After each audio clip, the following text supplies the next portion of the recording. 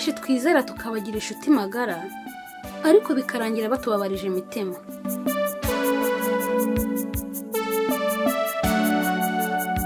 Siko ari bose bishimira urukundo rwawe n'umukunzi wawe. Wa wundi ufata nk'inshuti yawe agerageza uko ashoboye kose akaguteranya kuwukunda kugira ngo amwegukane, akakubwira uburyo atakwitaho, akagusezeranya ko azakwitaho kumurusha, akakubwira uburyo atajya guhumuriza mu gihe wagize agahinda, akakubwira ko we yabikora kumurusha. Kandi ibyo agusezeranya ugasanga afite abandi ibihumbi n'ibihumbi abibwira. Ugasanga utaye wa wundi mubanye imyaka myinshi, ugasanga wa wundi mumenyanye igihe gito.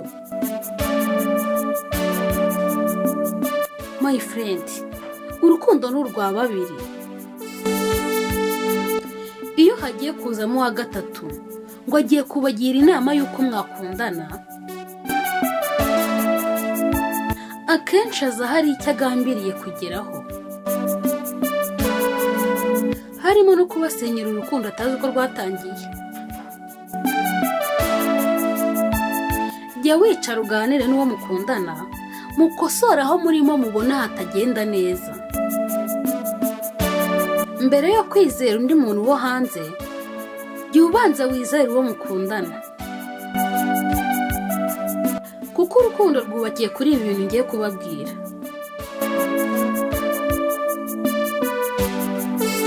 Icya mbere, rwubakiye ku cyizere. Ese uwo ukunda uramwizera? Icya kabiri, rwubakiye ku kuri. Ese uwo mukundana umubona nk'umunyakuri? Icya gatatu, rwubakiye kutumva amabwire. Iyo ugiye kumva amagambo y'abantu ntabwo wakubaka, kandi n'urukundo rwanyu ntabwo ruramba. Ntugafate ikintu kimwe umuntu aguhaye cyangwa agukoreye ngo ucyandike ku rutare, nurangiza ngo ufate ibintu amagana n'amagana umuntu yagukoreye ngo byandike ku musenyi, ngo nuko akubabaje akantu gato. Ngo wizere wa wundi uzi gutera udutoma twa hato na hato tudashinga, agambiriye kuguteranya n'uwo mukundana. Mu rukundo ntihaburamo amakosa,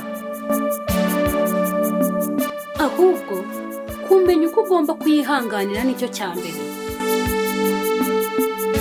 kuko ikosa si ikosa, ahubwo ikosa ni ukudakosora iryo kosa. Bavandimwe, muzajye mushishoza ibyo abantu bababwira ku wo mukundana. Ntimwamenye ibyo baba bagambiriye kuri mwe. Mu gitabo cy'imigani igice cya 14 umurongo wa 15 handitswe ngo, umuswa yemera ikivuzwa cyose, ariko umunyamakenga yitegereza hanyura. Ntugapfe kumva ibyo abantu bakubwira, yubanza ushishoze. Ese wize iki? Ese wize iki? Iya Libera One TV. Murakoze cyane.